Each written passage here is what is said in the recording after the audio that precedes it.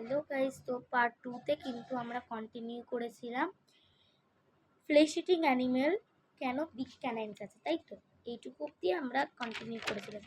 তো কন্টিনিউ করছি এবার।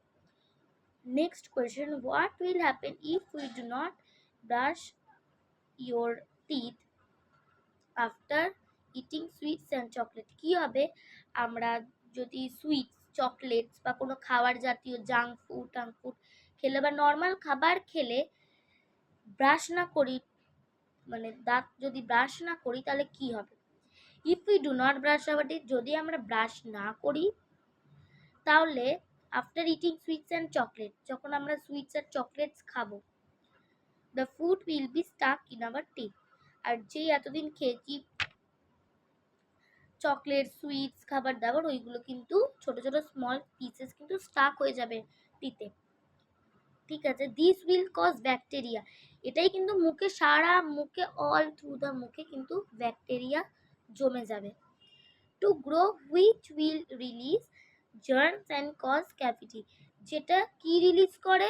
জার্মস রিলিজ করে অ্যান্ড কজ ক্যাভিটি। এটা একদমই উচিত না, আমরা সবসময় দুবারই ব্রাশ করবো টিথকে। এবার নেক্সট কোয়েশ্চেন হচ্ছে, Akshay had a set of 20 teeth at age 5 years. At 8 years he had lost 6 milk teeth and got 4 new.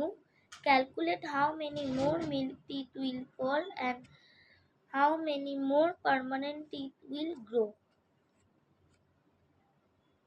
বলছে অক্ষয় কাছে 20 টিথ আছে, আর অ্যাট দ্য এজ 5 আর 8 ইয়ার্সে ও 20 টিথের মধ্যে 60 লস্ট হয়ে গেছে, চলে গেছে, অ্যান্ড 4 নিউ টিথ উঠেছে।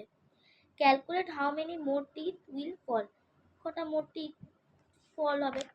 ঠিক আছে, এখানে মিল্ক টিথ এখানে ডিভাইড করা আছে মিল্ক আর পার্মানেন্ট। তো মিল্ক টিথের সাথে 20 minus 6 = 40, মিল্ক টিথ আর টু বি ফলেন, আর পার্মানেন্ট টিথ 32 এর সাথে 4 = 28 মোর পার্মানেন্ট টিথ উইল গ্রো।